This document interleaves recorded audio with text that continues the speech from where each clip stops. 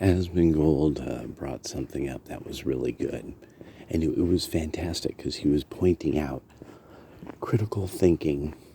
And, okay, so he presented how, like, the right doesn't believe in climate change. And then he was, like, trying to, zone in on it. And he was like, and so he actually got it still kind of off.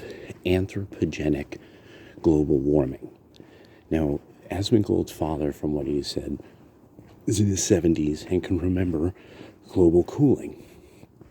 Global cooling was a worry that pollution would fill the sky, it wouldn't go anywhere. You would get smog like LA, and a few other cities were starting to get more and more as there was manufacturing close to cities. And so, of course, a lot of this gets exported then to mainland China, where you get a very similar kind of issue. There's also the acid rain. So this is what Blade Runner's environment. That's the idea. Is Blade Runner's environment is the environment that everybody was afraid of. And the first Blade Runner is that it would be like that all the time with acid rain constantly.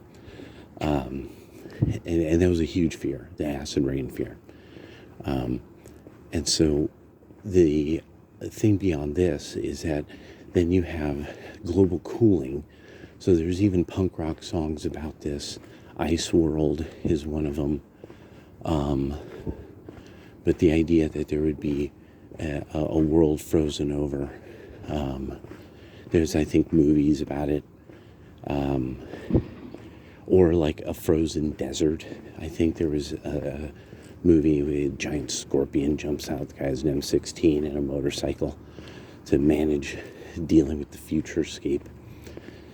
So at present, one of the problems you have, Asmongold, is really the rational and best informed arguments about why the right resists anthropomorphic global warming theorists and what they want you to do with their political kind of outlets and stuff and their political parties. Oh, there's a fucking crackhead fucking walking around out here singing.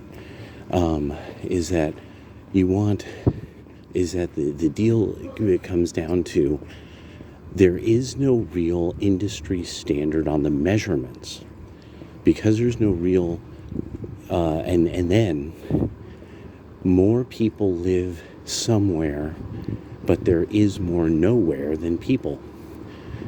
Most Americans live in 150 counties out of 3,000 in the continental United States, the contiguous 48 continental states. So there's nobody there to measure a lot of stuff, nobody to deal with the equipment, and then, as I said, the equipment isn't really standardized. This lack of standardized equipment makes it like not really what we would consider usually science. There's not really standardized methods of doing kind of the analysis. And then there's these problems with the computer models that are supposed to fill in a lot of holes in the data. And that one of these has recently happened. Why are there 3 hurricanes rather than the 30 that were predicted?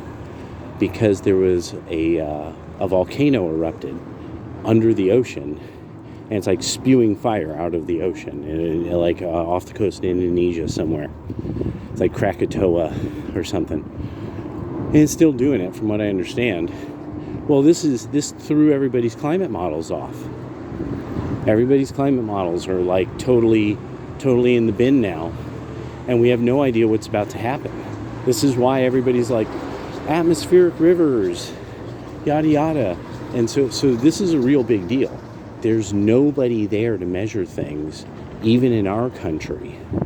Most people live all together in like 10% of the country, We only occupy 2% of it. We've only developed 2% of the 48 contiguous states. How do you think other countries are pulling this off? Think about that one. How well do you think other countries are really doing all of this science? And how eager are they to do it, being that it costs money? Yeah. Later.